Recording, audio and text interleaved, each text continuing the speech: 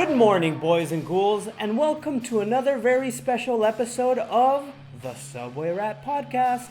They're all special, but today's is the most special in the world. Because today, episode 25, we have my English friend, Chris Reese, who plays in bands such as CMA, also known as Corrupt Moral Outer, Horsebastard, Utopia, and Lake Baikal. So today's food for thought is about Pops. Who is Pops? My dad. My dad is awesome. My dad is more of a best friend than he is a dad. I mean that in the best way possible. He's an awesome dad as well. The other day I had a very, very awesome experience. I went crate digging with my dad for the first time. Lately, life hasn't been the easiest walk in the world, and my dad is like bingo. He can smell right through it. So he's like, "Yo, Luis, let me take you to a record store." And I'm like, what? And I'm like, okay, yes. So he was awesome, and he took me to a record store, which wasn't the greatest record store in the world at all. It was very generic. It had like classics, no secondhand stuff, but whatever, man. You know, it was awesome to spend just some quality time with my dad. And he was like crate digging with me, which he's never done. He does have a record player and all, and he's like, Luis, cuéntame, which means tell me about some records.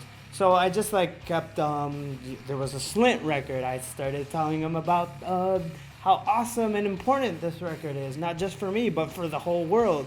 And then I stumbled upon Weezer's Blue album, and I told him this is not my favorite album in the world, but definitely the album I've listened to most times in my life. And I explained to him, like, Pops, you probably don't recall this, but at age 13, you were driving me somewhere, and I popped in the Blue album cassette, and we weren't talking, we were just listening to the music, and in the garage, the best Weezer song in the universe popped on, and he was listening to the lyrics closely, apparently, and he was like, Luismi, este chico es como tú, which translates to, Luismi, this boy is like you.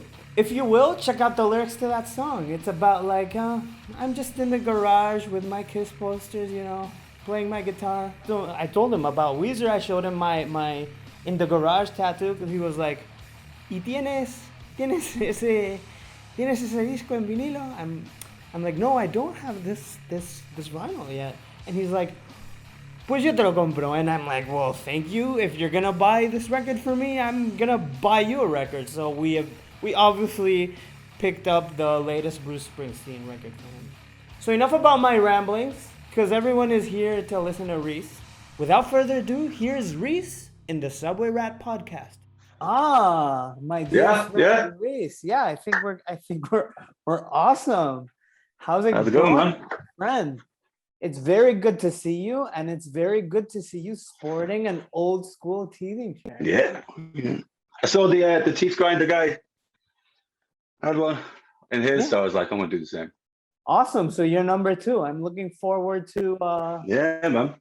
Number 3, but it's gonna be hard to top Rhys. That's it.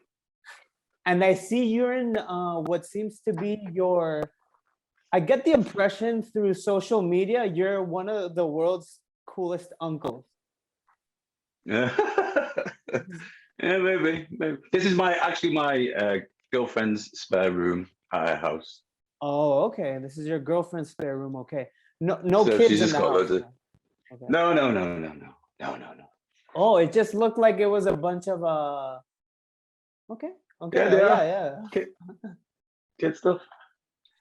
Dude, Rhys, so first of all, thank you so much for joining me on my new endeavor, my new adventure. I've been wanting to have you on for a while. Welcome to the Subway Rat Podcast. Thank you for having me. And yeah, cool, man. Glad to be here. It's good to talk to you properly again. It's good. I know, right? Because this is, as we all know, the pandemic has sucked for everybody. I don't want to say especially musicians, but like it's been hard for us because we're used to being social butterflies, Yeah. networking, having fun, and this has been a cool way of me trying to do something similar to that, and it's been working. And for example, I'm here with you, and I only really see you when we somehow manage to play in the same city at the same time. So it's great to see you here, Rhys. Yeah. I think the last time I saw you was Bloodshed. I think. Bloodshed. Yes, you were playing with Horsebastard, correct? Yeah. That was last time. Yeah, that must have been the last time, and that was in Holland. But the time before that was somewhere in the south of France, because you were playing with Eviscerax, and I was playing there with TV. So yes. And now we're seeing each other through Zoom, which is awesome. Rhys, so have you been able, like, the world of podcast it's super niche. So have you checked out any episode, whether it's the one with your partner in crime, John Cook, or anything? Yeah, of course. Yeah. Oh, I watched it straight away. I was like, yeah, let's do this. okay, awesome. Yeah, that was awesome. Just talking to him, because it's been a while too. I saw him. We played together somewhere in Spain. I'm not sure. And yeah, it's been awesome just catching up with you guys. I definitely want to get Tom on at some point. So Get Dringo. Yeah. Yeah, I'm already rambling. I'm gonna ask you my first question, which I ask everyone, which is the best question in the world. Do you know what my first question is? Is it sweet or savory? Sweet or salty? Yes, actually, the correct way of saying it is sweet or savory. That's correct. Yeah. So, Rhys, do you prefer sweet or savory food? I thought about this question before. I did like a little bit of research today. Nice. And I like everything. I'm so bad. Like, I'm the kind of guy, I like everything, all of it, all the time. You know what I mean? So sometimes I set like a whole bag of sweets or candy before, whatever you guys call it. And but then I love like savory things, pizza, salty things, spicy things, really spicy things. You know, I like everything, man. Everything. Is that I can't answer that question. You can't answer this question. I can't. It's too hard. I'm trying to think of maybe something amazing we ate on tour together. I remember you guys would do like you guys would do the occasional, like, it's a very tour thing to do, which is you just like combine a bunch of stuff that normal people won't combine. And I'm trying to think, but nothing comes to mind. Like nothing comes to mind. Okay, so that's cool. That's cool that you still devour candy. I stopped eating candy a while ago. And man. I wish I could. Do you have but you have to have a favorite candy bar? Oh man, that's so hard. Like, oh man, there's like at my parents' house, my nieces and nephews, very little kids, stay there often, and I live with my parents at the moment. Well, more, 90% of the time. And there's these little Kinder chocolate bars, like Kinder Bueno, like Kinder eggs. But there's a Kinder egg turned into this little tiny chocolate bar, and it's so good. Wait, so it's I steal. Yeah, it's like a little candy bar of Kinder egg chocolate, white on the inside. Is it one that's like that you can divide into 4 pieces? Yeah. Dude, it's for kids. It's for little kids. Yeah, that's so good. That's that's something we get a lot in gas stations. You can find it easily in Spain. I mean, pretty much anything Kinder will like blow your fucking mind. Yeah, every time, man. Can't go wrong. Have you tried those hippopotamus? No. No. Oh, I know what you mean, though. I know what you mean. Yeah. No, it's got like wafer inside it or something. Yeah, like a shell. Like that's too adventurous for me. I think I like to keep it old school. Okay. Okay, so for since you can't decide, let's go for Tinder. Okay. Okay. Yeah, Awesome. okay. And something. This isn't food, but something I learned from you while we toured together was the magic of cider. Yeah. Yeah, I Yeah, mean, man. just because like sometimes it's like I wasn't into the mood to drink beer every day, so it would be nice to like have that something a bit more that'll quench your thirst in a different way, something a bit more fresh if the temperature Yeah. wasn't. So yeah, that's It's something I just learned from you. it's a summertime Yeah. thing. I used to be obsessed with I haven't drank for over 6 months, and I don't know if I'll ever drink again, but I used to be obsessed with Henry Weston's Vintage Reserve 8.2% cider. So good, man. So Dude, good. okay, duly noted. And this is actually something I wanted to mention. Congratulations on the 6 months being sober because I've known you, I've and I think it got to a point where you're definitely benefiting. I know Yeah. you've been through some tough times. So when I read your post the other day, that's been 6 months. I was like, you look healthier, you look younger, you look happier. It looks like you got yourself a wonderful girlfriend, and I don't know, so congratulations on Yeah, all man. of that. Do you want to walk me through, like, if this is too personal, we'll avoid it. But do you want to walk me through, like, what made you decide, like, okay, I got to take this step? Loads of things, really. I mean, you've had a few people on, including yourself on the podcast, who probably, if they played gigs with me, know of me as a fairly wild, drink forever and everything else kind of guy. Yeah. And I just kind of felt like, I don't know, I used to do that to just be confident, you know what I mean, and not to have social anxiety and like a performance enhancer, especially when you're playing gigs. Like I need like a pick me up, and it just became a thing I relied upon, and then the real me and then the person I was trying to be was just drifting, so far apart.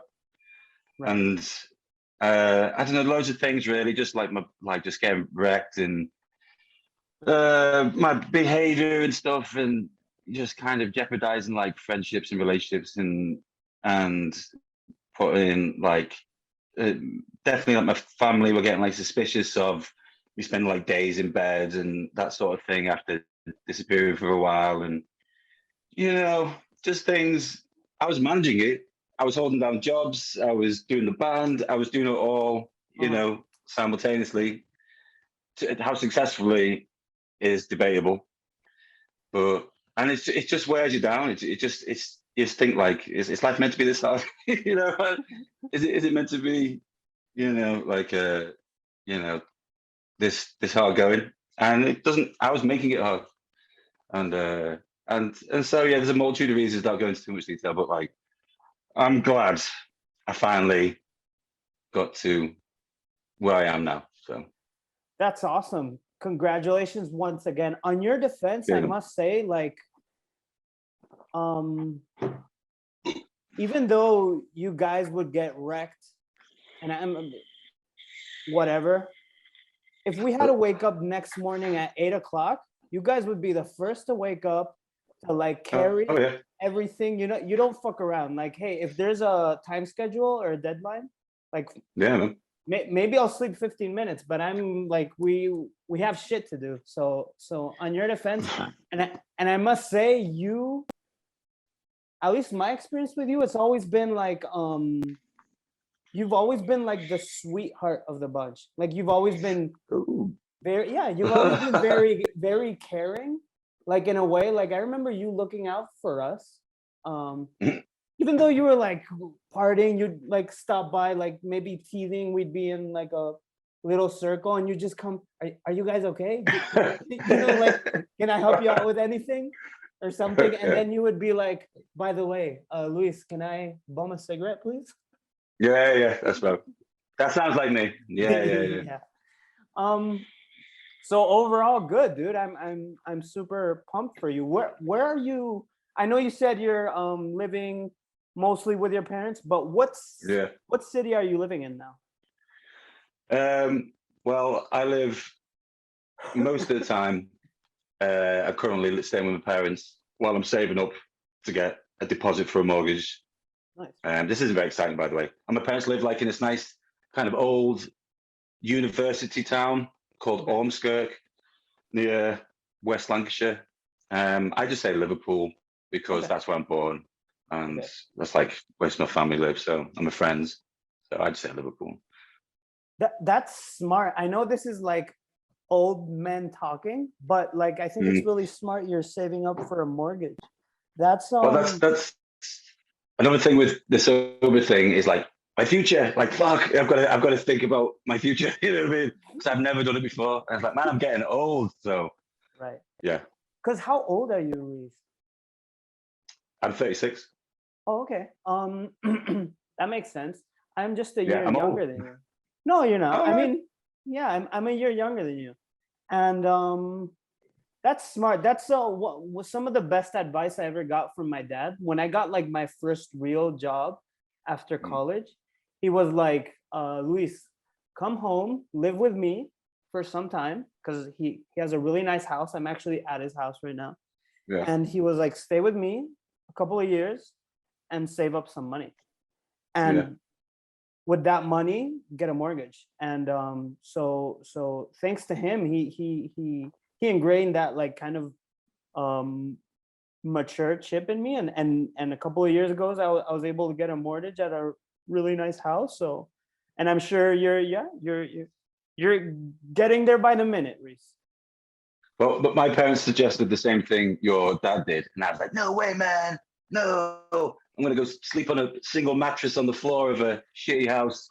You know what I mean? Like being dirty and playing gigs, and I just, you know what I mean. So I wish I listened to them back then. But you know what? Can't change it, dude. It's never too late, dude. So yeah, no. You're definitely doing awesome. So I wanna ask you a question, which is before we get into band stuff, which is how has the pandemic been for you? I know it's a cliche question, but I think it's important because we've all dealt with it in different ways, some good stuff, some bad stuff.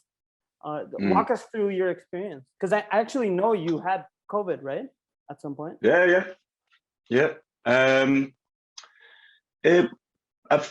don't know. I always thought a pandemic would be more exciting than what it was. Like it was pretty boring. Like nothing really changed for me. I work in the care sector, so I'm an essential worker. So I carried on working throughout.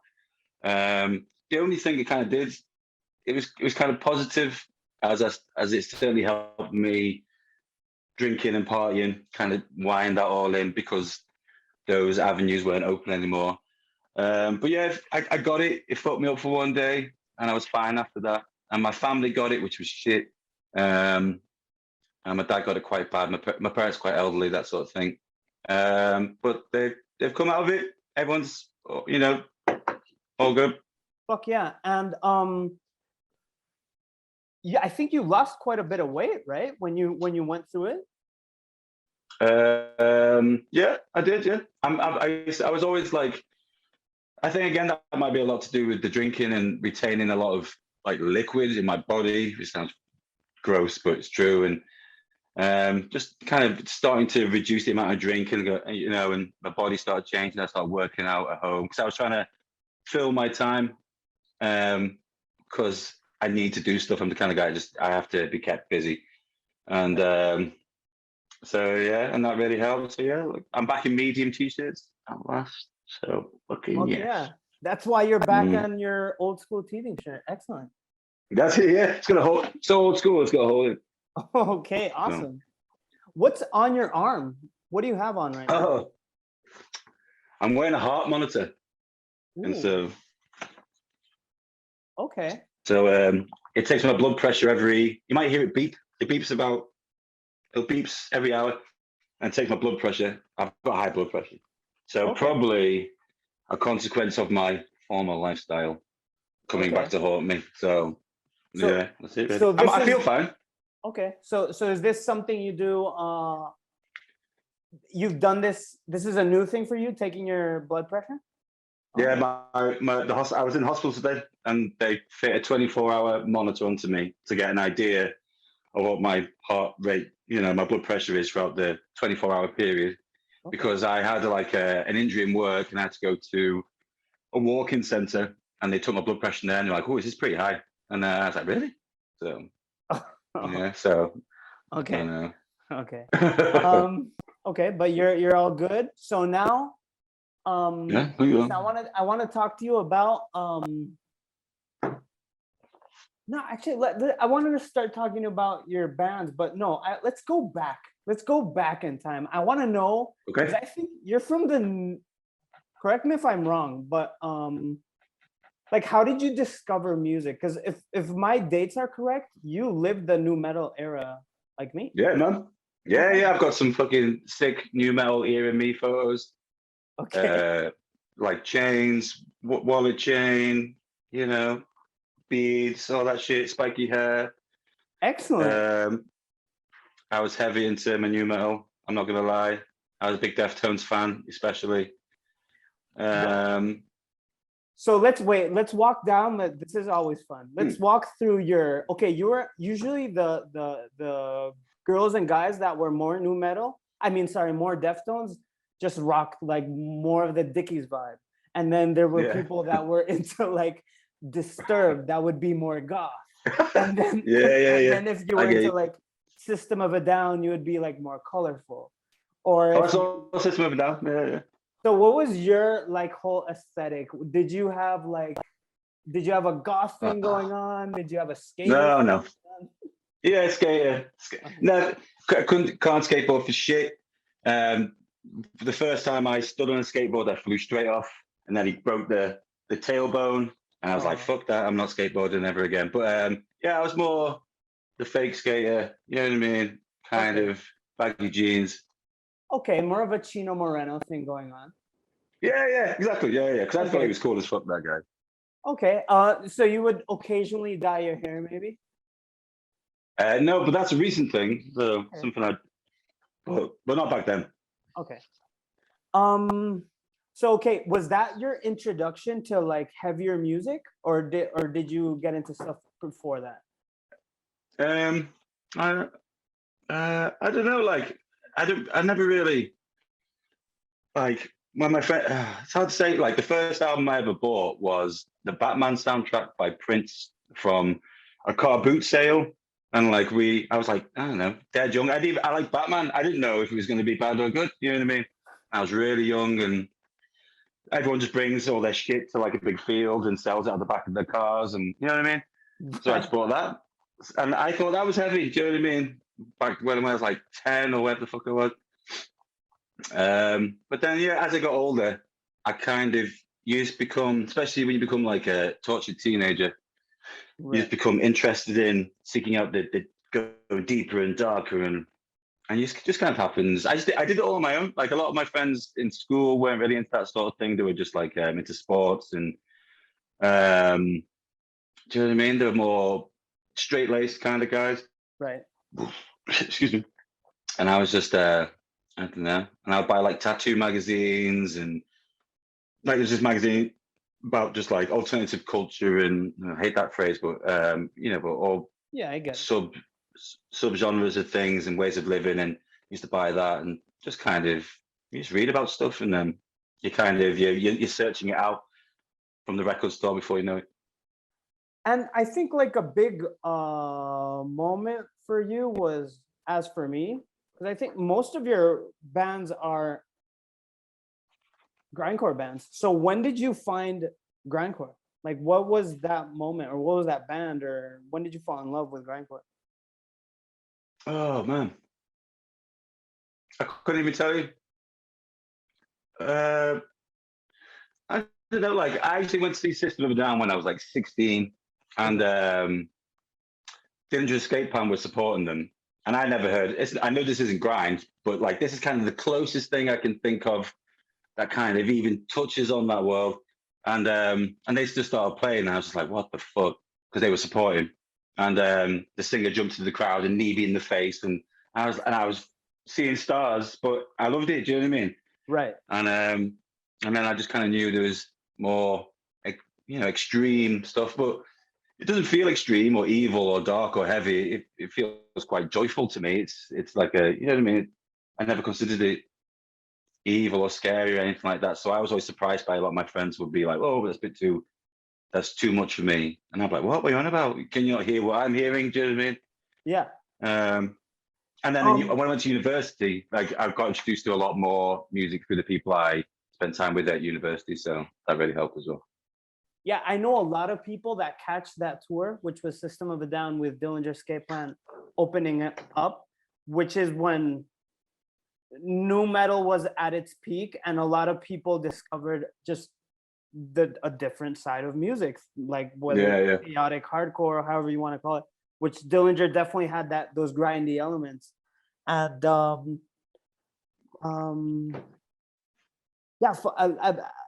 what an important band in my book. Like, I think there's never been anything like that. And I was before doing this, I was just like looking. I think even a lot of your bands have, like, it sounds like a cliche, but I can tell how maybe that Dillinger concert had an impact on you. Yeah. A lot of your bands have that chaotic element to it, you know? Yeah. I'm definitely like 100% drawn, to that. Like if I hear that in the music, I'm like, fuck yeah, like I have to get on this. You know what I mean? Yeah, for sure. You probably made a connection there that I haven't even thought about. Yeah. So there's definitely something to it. That's cool. And as you were saying, how a lot of people, you were saying like this just brought joy to you.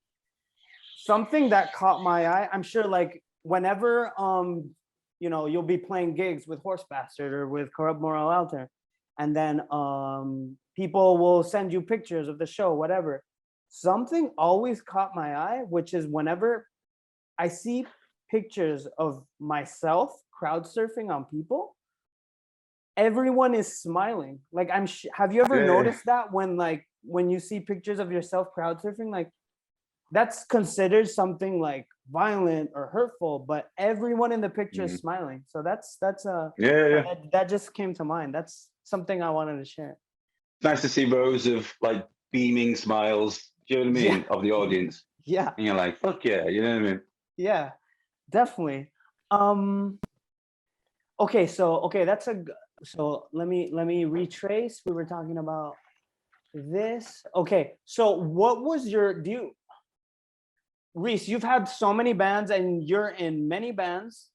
Right now, you're playing, correct me if I'm wrong, in Corrupt Moral Alter, in Horsebastard, and I'm lost. What else are you playing in now? I do like a slow, like blackened doom band with Tom Dring called Lake Baikal, and they're like 13-minute long songs. It's like black metal-y, screamy, like sad boy kind of emotionally charged like music. It is to me anyway. And I do a new band called Utopia, which is like super tech, like crazy widdly math music. It's just absolutely bonkers. And we just released a single, a music video like 2 weeks ago, and we got another one coming out next week, and we got an album coming out in August. And so I think that's it for now. I might be doing like a fast power violence band called, as far as I know, called Charles Atlas at the moment. But we're yet to jam. But probably shouldn't have said that because we haven't jammed yet. But yeah, it's okay. So these two bands, one was Utopia, the other one was Lake. What was it? Lake Baikal. Okay. Were those bands born out of the pandemic, or did you have them before? Had Lake Baikal before. Been doing Lake Baikal with Tom Dring since we were in our early 20s, and we would like stay up all night drinking straight vodka and doing other stuff. And he would just start recording guitar parts with a drum beat, and I would just grab the mic, and that was it really. But that's just a labor of love. There's no aspirations with that. Okay. We have been practicing with a drummer from Leeds in Yorkshire called Gaz, who's really good and a cool guy. And so hopefully we'll be gigging that maybe end of the year. Oh God, I shouldn't have said that either, but touch words. Maybe that will happen. But Utopia, with my friend John Bailey, is 100% a lockdown project. And it's turned out really, really good. I'm really happy with it anyway. That's awesome. Tell me about this album, which you guys, as I'm guessing, recorded it a while ago. And we recorded it, during like one of the lockdowns, pretty much. And John Bailey wrote all the music, including lyrics and vocal patterns. And he just said, and he would record it for me and say, he just wanted my voice basically, and said, do this. And I did. It was a dream, basically. I would just do it line by line and give him lots of different voices, like high to low, going all the way down. And it was the dream. Basically, it was the easiest thing I've ever done. And I think the end result is really good. And it's got loads of other musicians involved. Weirdly enough, Billy Reimer, the last Dillinger Escape Plan drummer, drums on the most recent single we did. Got the guy from Leprous. There's a Dillinger connection anyway. There you go. And a bunch of other guys. I can't remember. There's so many people involved. And that's been released by APF Records. So thanks to Fieldy from that. Okay. Yeah, I'm gonna give them I'm giving them a plug. APF Fieldy at APF Records. Correct me if I'm wrong, but APF Records put out the latest CMA EP. Yeah. Okay, there we go. That's right.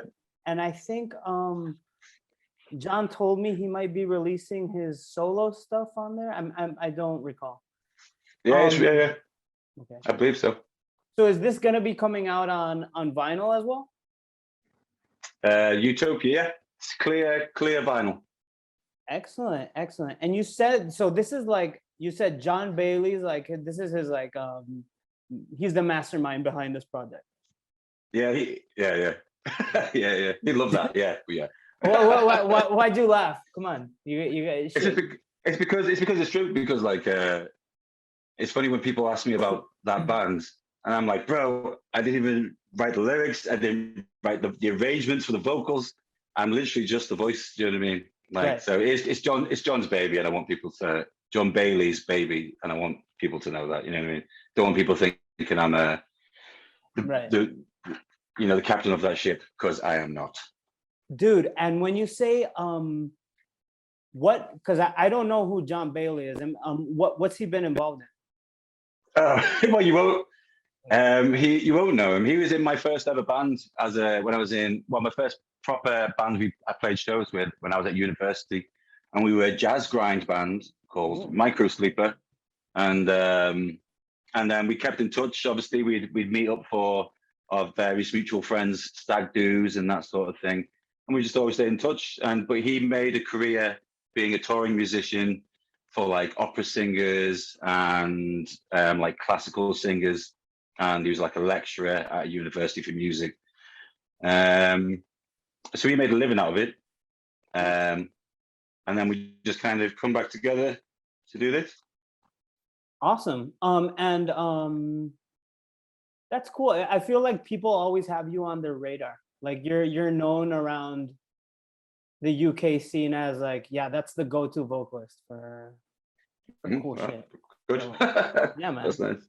So let's talk a bit about Corrupt Moral Altar. Okay. I know there's a lot of stuff in the works.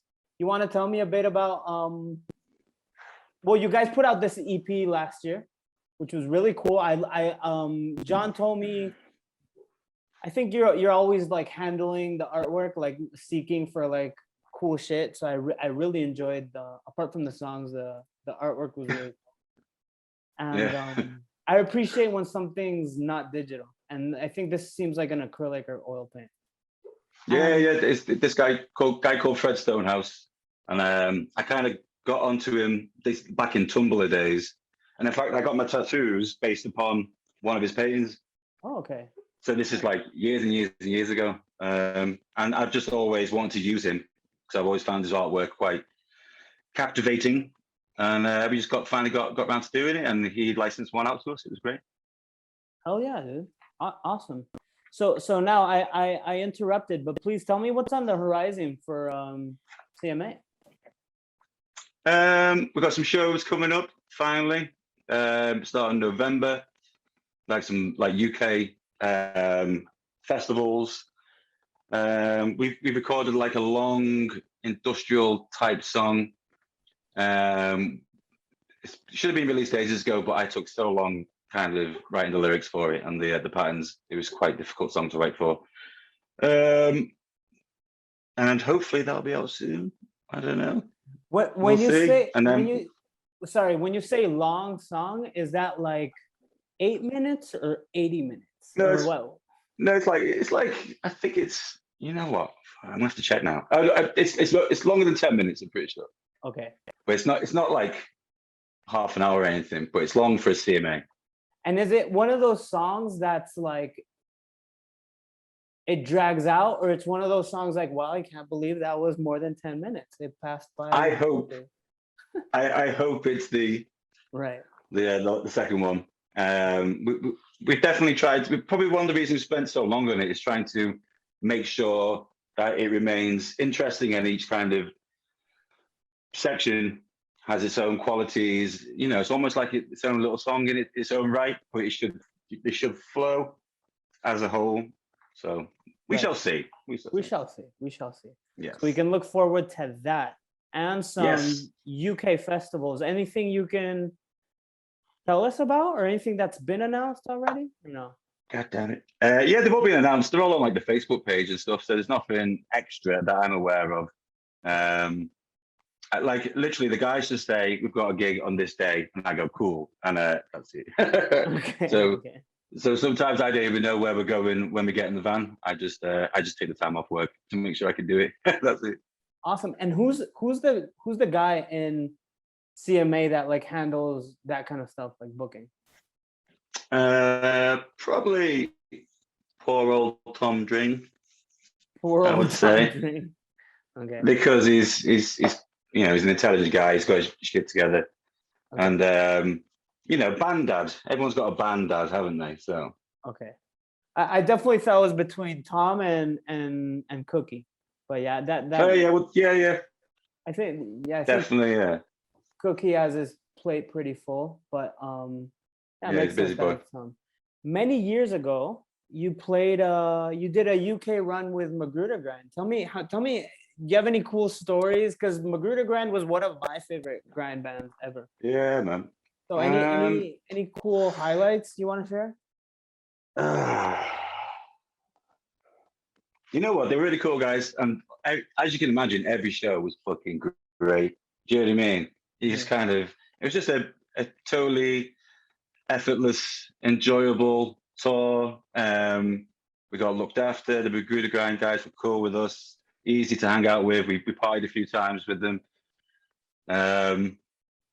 You know, I've got nothing. That was it. That's one of the tours I remember the least about because it was because I was drinking a lot and everything else, and so it's really hard to kind of. I got in a fight at a house party. That's pretty much one thing I do remember. Was the house party part of a show, or is it somewhere you went to after?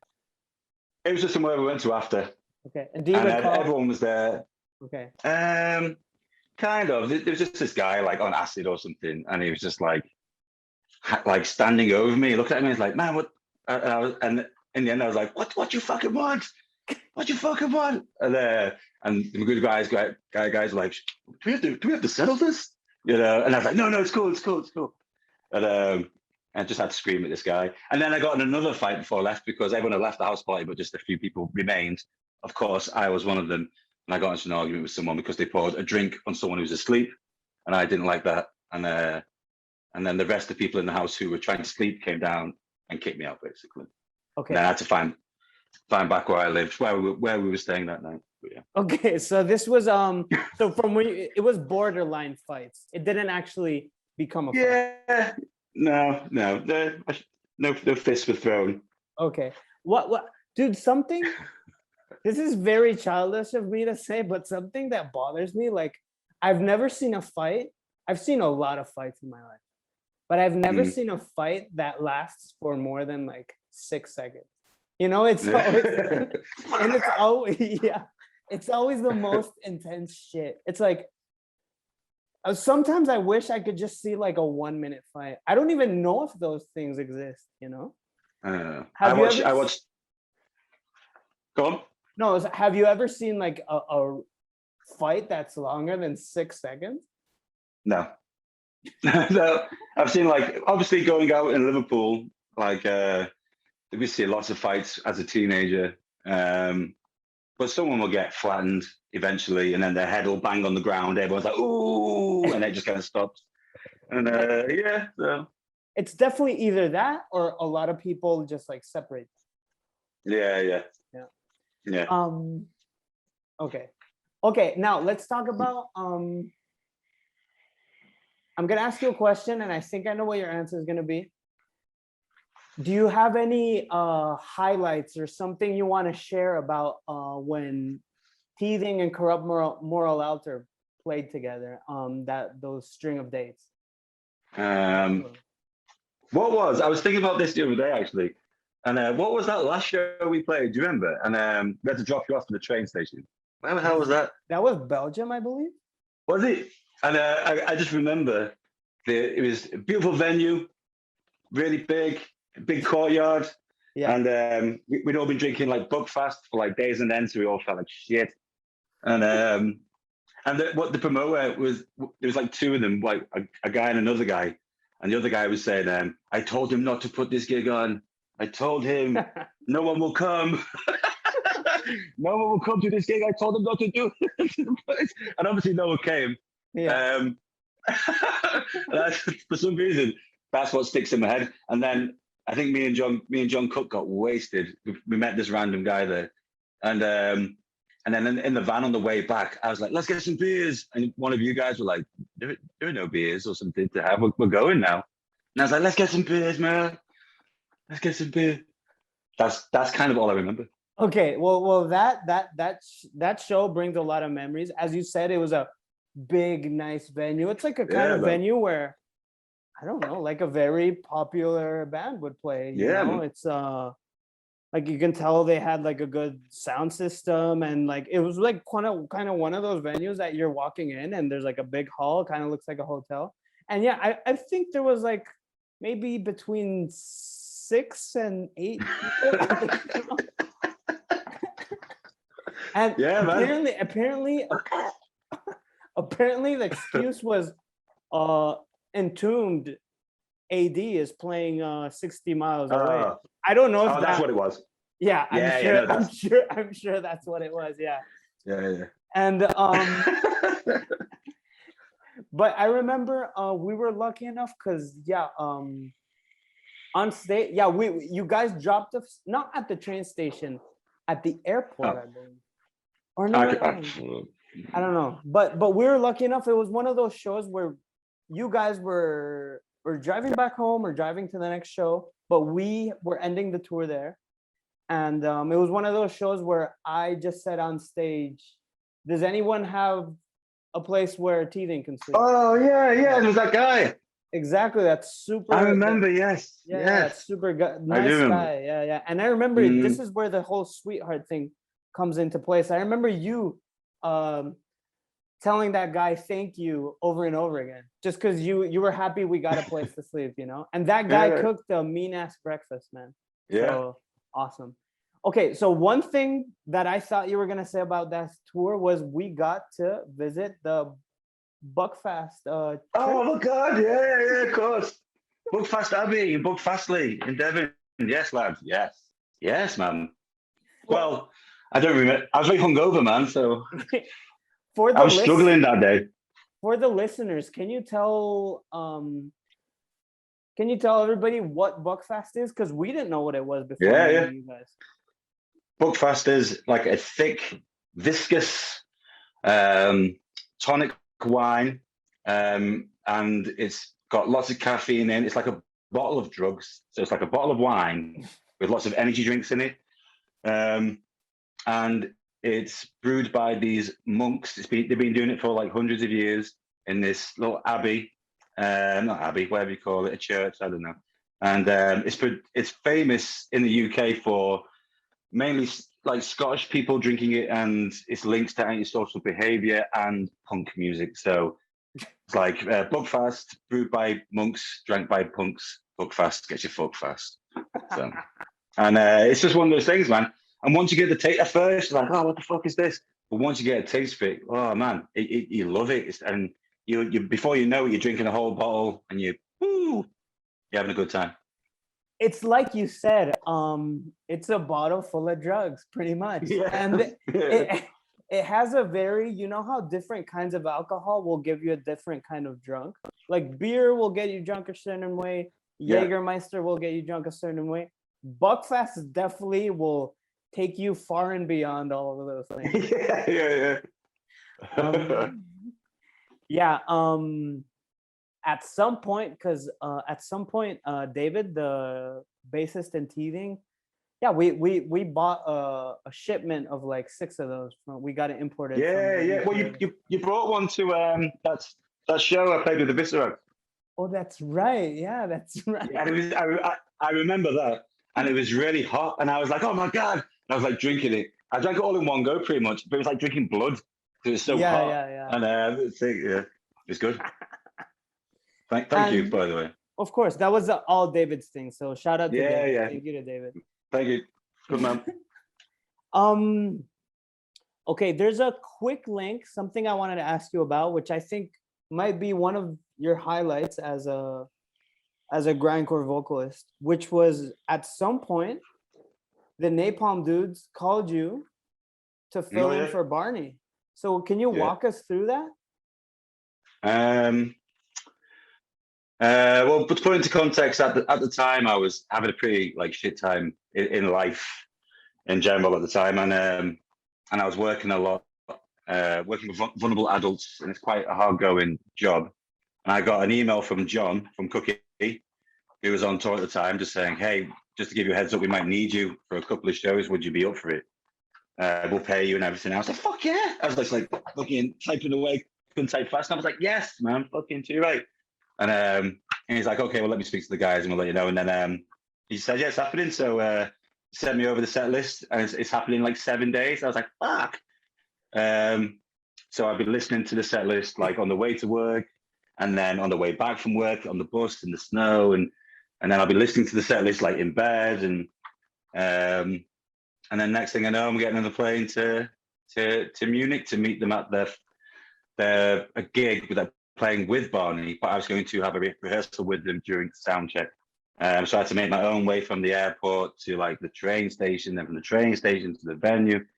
But their booking agent guy who booked the tour, he's a cool guy. He just made it so easy for me, and just like I found my way there, no problems. And it was just super surreal walking up, going, "Hey guys, I'm here," you know what I mean? And like, oh, there's the tour bus, and I was like, "Holy fuck!" Because I've never done, I've been a DIY guy, forever. So I've never even, I've been in a tour bus, obviously, but like never stayed over in one. I was like, holy shit. So I was just trying to play it cool the entire time, kind of like, oh yeah, cool, man. Yeah. Oh yeah. There's Jeff and Bill. Yeah, man, I had to go because it was a Carcass from the tour as well. And I was like, yeah, just trying to be like, yeah, man. Yeah. But I was like, fuck. How many shows was this? I played one in Italy, in Bologna, one in Switzerland. That was it, I think. 2 or 3, I think. I can't remember. I got wasted, man. After the first show was done, I was like, right, I'm getting on it. But, yeah. And do you think? I'm guessing there's a good chance these were the biggest crowds you played. Yeah.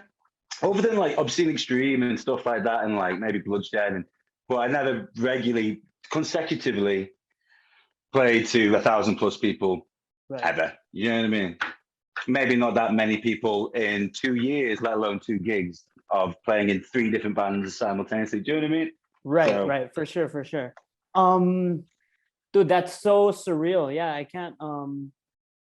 I Yeah, it was remember, great. yeah, I remember when that happened. Just I think either you or someone posted it online, and I'm like, high five, dude, high five, Rhys. It sounded great from the just the cell phone videos I saw. It, like, if someone could pull it off, it's definitely you, dude. Something Mm. always came to mind with me. Like, you obviously have like a great voice, but I can imagine you having like a good singing voice. Mm. Have you? Do you dabble with that? Have you ever done that? Do you? Oh my! I've tried, man. I've tried. Like, I've taken like in recent before coronavirus. I was taking singing lessons because we were wanting to incorporate singing into the Lake Baikal that I do with Tom Dring. Some clean vocals, and I was like, I'm sure I can do it. I'm sure I can get like, I can scream like these different pitches. So why can't I sing it? But it's just a totally different arrangement in the voice, and it's harder. It requires concentration. You can't just smash it out. You have to, or everything has to work in perfect unison. Do you know what I mean? There can't be any kind of, it's hard. So no, I Okay. can't. Have you ever recorded anything that's somewhat clean singing? Yeah, in Lake Baikal. Oh, okay. So you actually there's did do it. Okay. yeah, but like within my meager ability, and then Tom Dring, who can obviously sing very well, would harmonize with me to make it sound just better, basically. Okay. So there is some clean. You can hear me do clean vocals on the one or two of the Lake Baikal songs that are on the internet. Okay, dude. Fuck yeah. I'm guessing you. Of course, this makes sense. But all of the, like you were saying with, was it Utopia, the band we mentioned before? Yeah. Yeah. As you said before, like everything was just like handed to you on a plate. Like these are your vocal patterns. These are your lyrics. You handle all of that in CMA and Horsebastard and the rest of your bands, correct? Yeah, but that's your job, isn't it? That's what you do. So yeah. Of course. Yeah. So this interests me as a vocalist as well. Like, do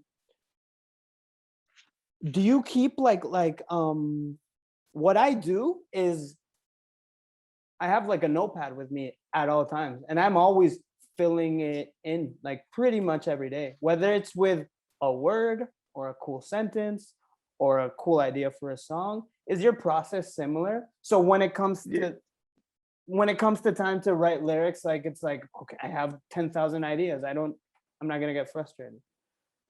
Yeah, I would.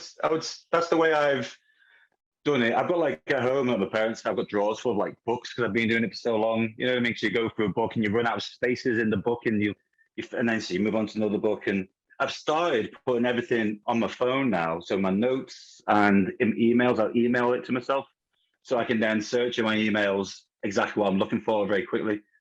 But yeah, I try. I get into trouble when writing lyrics and songs when I haven't got a big catalog of previously written stuff and ideas and passages, and so I've started to try and like write like long poems or like just pieces of writing, like automatic writing. We just write without thinking too deeply around what it is, and then I try and like lift interesting bits that fit like a pattern I've got in mind that I've been jamming out in practice.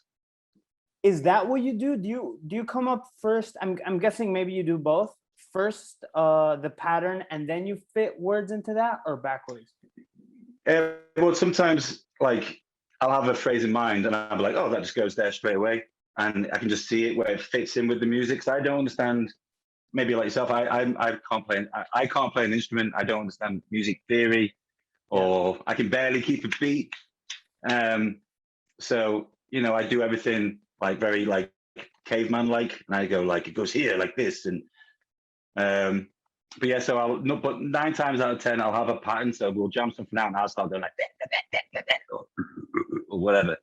Okay. And then we'll keep playing the song till my pattern is set, and then I'll go away and I'll look at what I've written and what fits, and then I'll start building the song. But but then sometimes I'll know what it is straight away and I'll write it from beginning to end all in one go. It just depends on the song, man.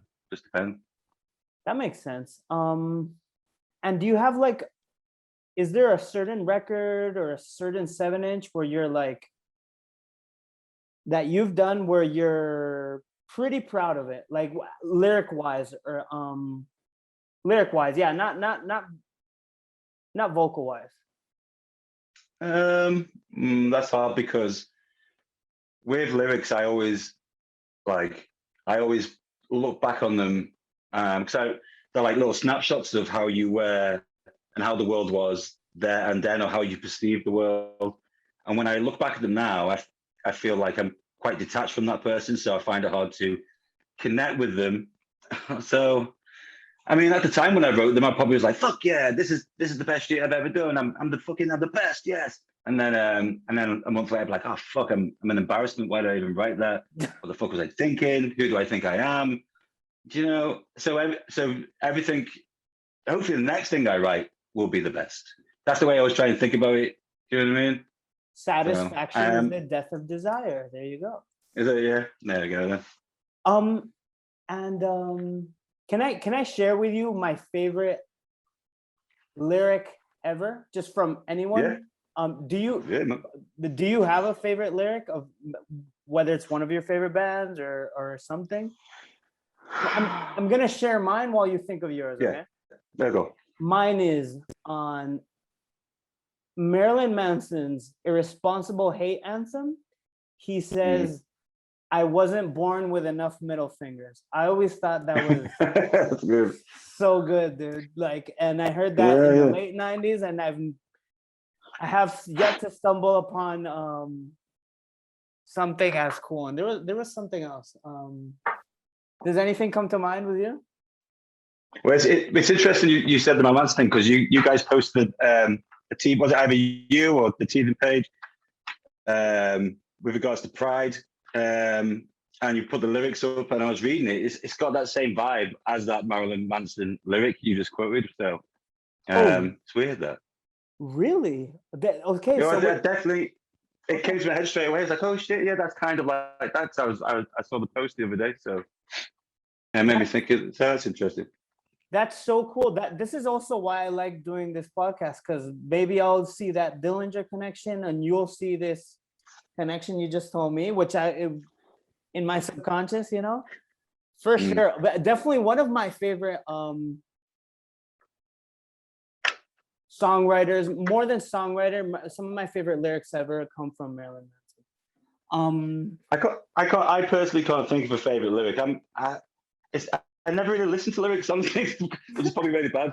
Like, because I like the way the whole thing makes me feel. Do you know what I mean? Right. Like, what's this doing to me? How does this make me feel? So I'm never I never really kind of hone in on like, wow, what's he saying, man? Because 9 times out of 10, it might not mean anything. It might ruin the song for me or how it makes me feel. But like, one thing I will say is, Agoraphobic Nosebleed is a song where it just screams Christian orgasm. I like that.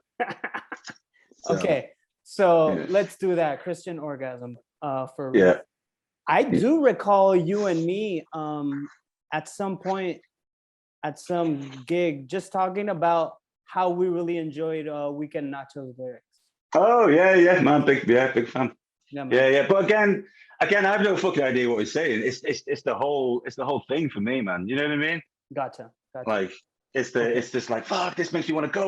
You know what I mean? It doesn't make me like, oh, wonder what he's saying. Like, I'm there taking notes and shit. I'm there to fucking lose my shit, man. So that's just me anyway. I totally get that. For me, it's quite for example, I'm a huge Pig Destroyer fan, and like whenever they release an album, it's not only I'm excited to hear the music, but I'm excited to get the record and read the lyrics, because I'm a huge fan of JR's lyrics. So yeah, they're really well written. They're Pig Destroyer lyrics, I would say. You know what I mean? They're beautiful, but beautifully horrible. You know what I mean? That's the thing I would say. Yes.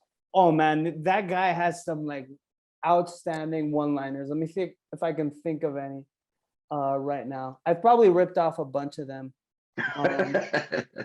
But yeah, in one song he's like saying over and over, I just want to hug you. I just want to hug you. I just want to hug you. And then when it breaks in, he says, like an anaconda, just like, Yeah. Okay. So talking about clever, awesome lyrics, let's talk about Horsebastard, which has been your baby for over 10 years, even before Corrupt Moral Altar. There we go. And I get the impression these guys are like your best buds. It's always been the same lineup, correct?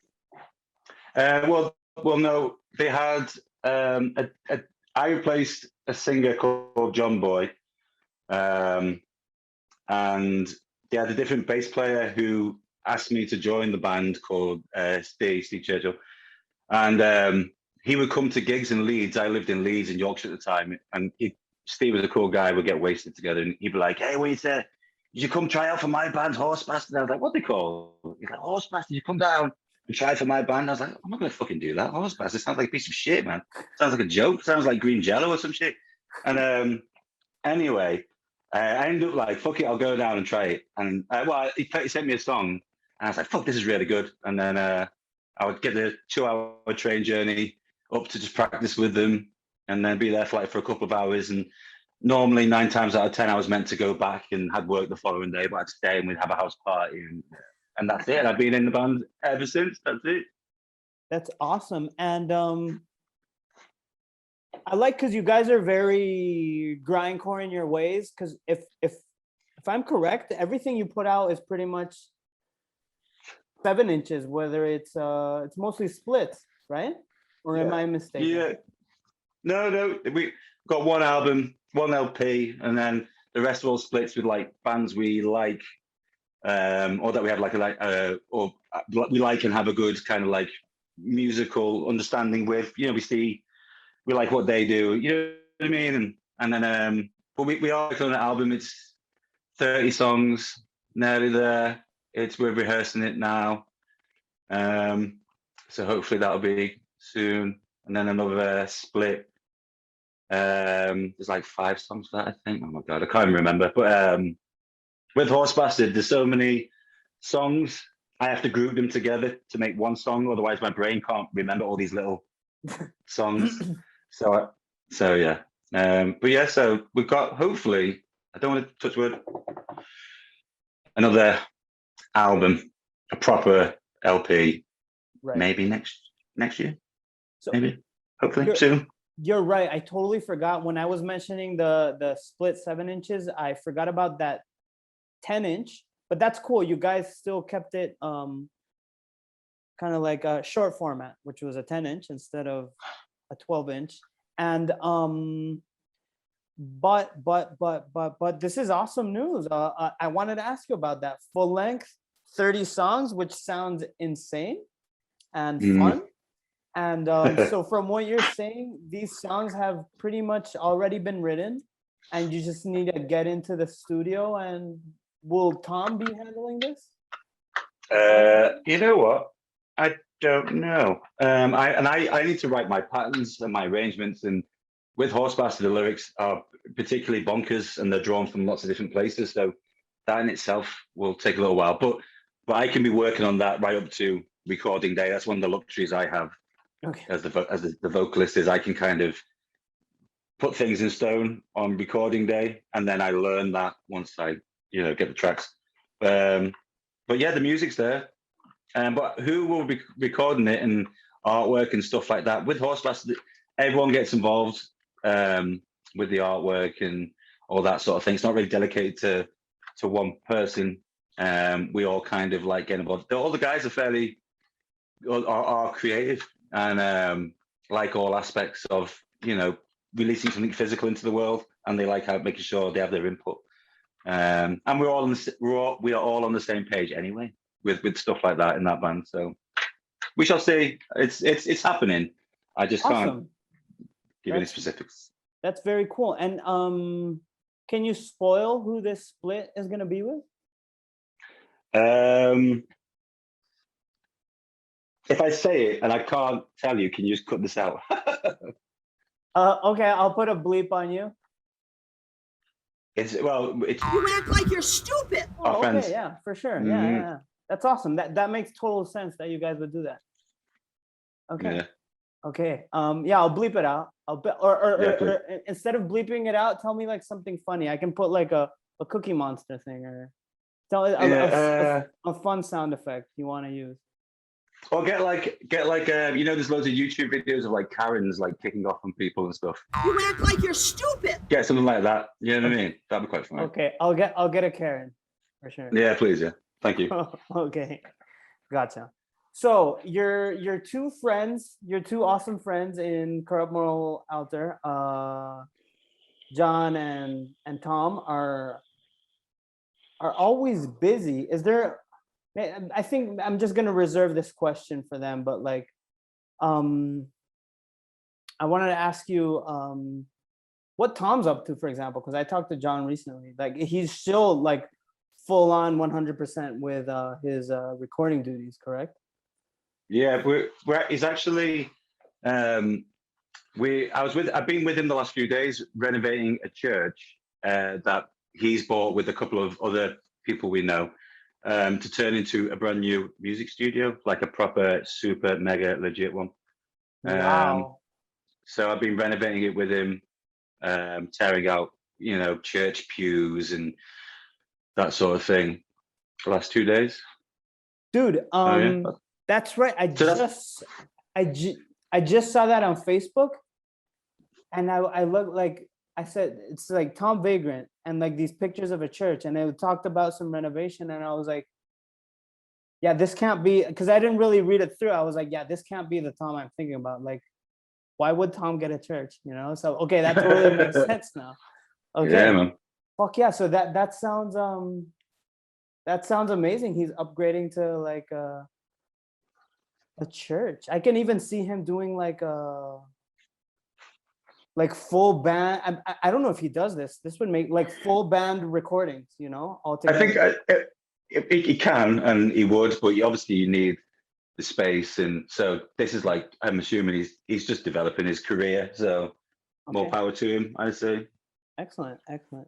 And Rhys, we're getting towards the end, and I want to know if there's like anything I'm missing, anything relevant you want to talk about, whether it's music wise or any other cool Marilyn Manson lyrics, or any Chino Moreno pictures of yourself you want to share.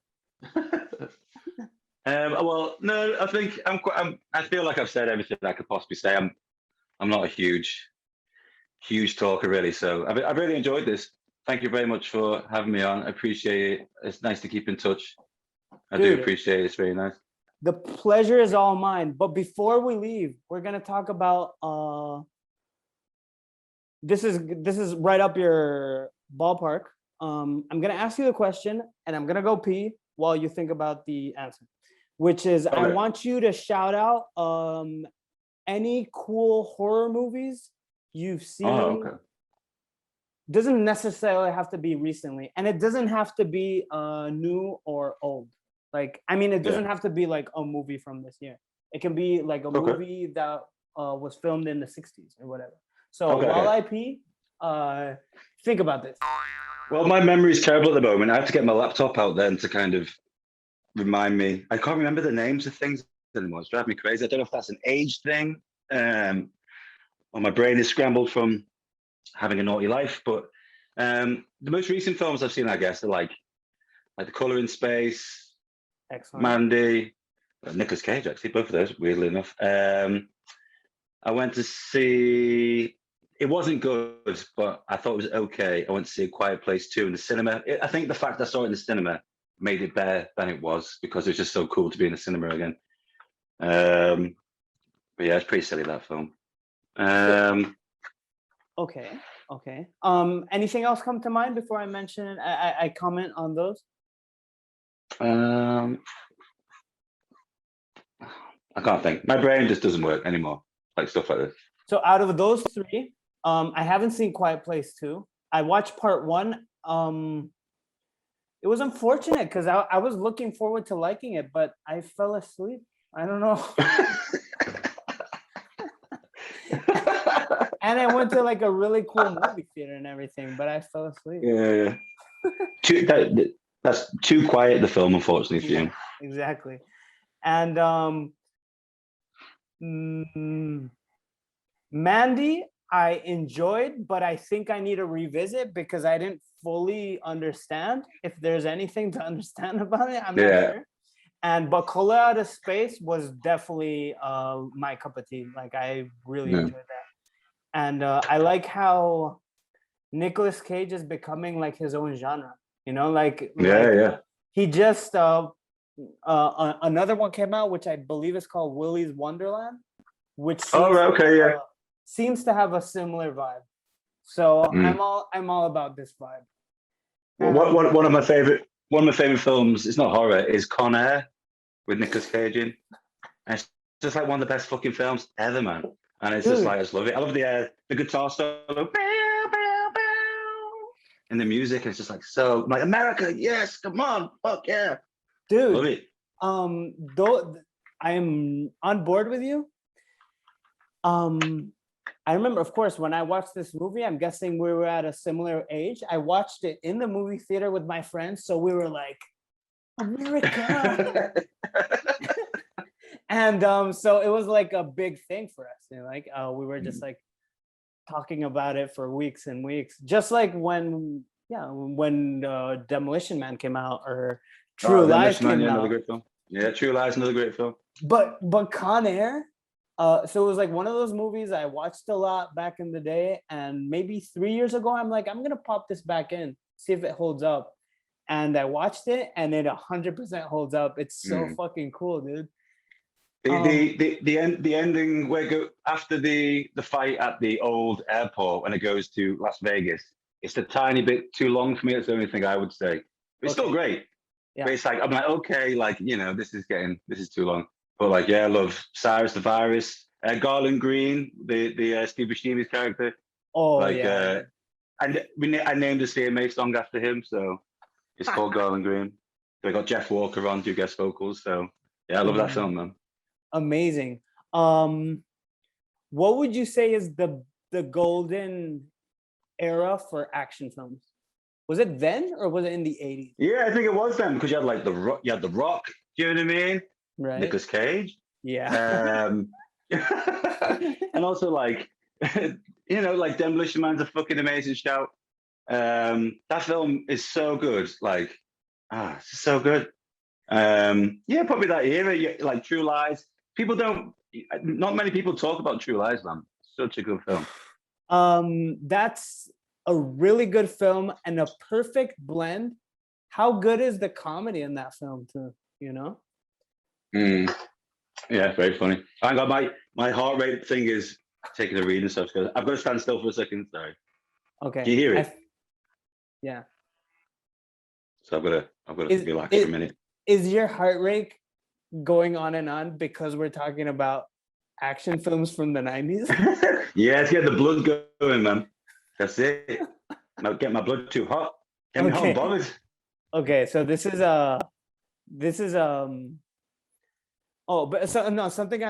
let's stop talking about action movies. Something I wanted to tell you before we leave, which is just a compliment, is I always thought you had I don't think, maybe you've never gotten this compliment, just because I've never gotten this compliment,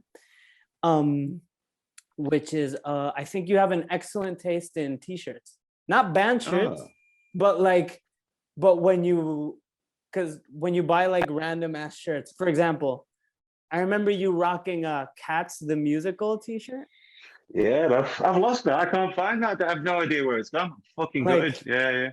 That you do something similar that I do, which is you rock Wolf t-shirts, which I think still got it. Which I think people should do more often. Yeah, man. A lot of people, like some of my friends' girlfriends, they'll be like, "Why are you wearing that shirt?" I can't even, like, if I explain it to you, it's not gonna make sense. So no, but I've had people say to me, "Are you wearing that ironically?" And I'll be like, "What the fuck are you on about? It's got 12 wolves on, 12 on the front, 12 on the back, 24 wolves. I'm living life." Exactly. For example, this shirt. Okay, take a look. So there's Yeah, four man. wolves 1, on 2, it. 3. Yeah, good. But Yes. for some reason, this one is asleep. It looks like that Japanese type of dog. What's it called? The dog. Yeah, the dog. So there's four, but it's actually 3.5 because one is sleeping while standing up. Yeah. Okay. Still pure power. So I accept. So Rhys, as always, it was beautiful catching up with you. Thank you You too. for spending time with me. And I'm actually gonna go something I've never done. I'm gonna go crate digging with my dad. We're gonna go. Oh wow. He told me come over because they opened a really cool record store close to home, and I'm like, okay. I'm guessing it's gonna be generic stuff, but like something I've been looking forward to all day. Apart from this, That's really cool. Mm. So well, I've been buying like Motown records for my parents on like their wedding anniversary because they got a record player again and they love Motown. So I'll go to the charity shop or thrift store, whatever you guys call it, and pick up old beat up records. But they love it, you know what I mean? And they listen to them together. It's cool. It's nice to have that connection. It's cool, man. That's awesome, dude. So I'll let you know if I'm equally as nice as you, and buy a record for my dad. Cool. I'll let you know. Nice one. Before, I used to insert a song here, but I'm not gonna be doing that anymore because I've been having copyright issues with YouTube and other platforms. It's too complicated. I can't get into the logistics of this. So if you will, check out some CMA, some Horsebastard, some Utopia, some Lake Baikal. For some reason, Lake Placid comes to mind. I've never even seen that movie, but Crystal Lake. Check out Crystal Lake if you will. Anyways, thank you very much. I was supposed to have another very cool guest up and coming, but when he found out the chat had to be in English, he said, Luis, I'm gonna pass on this one because my English skills are not the best. And I'm like, yo, that's okay. So I don't have any guests in the works. I'm gonna have to shoot up some people. But please stay tuned because there will be something. There's at least 2 a month. Enjoy me saying goodbye. Goodbye.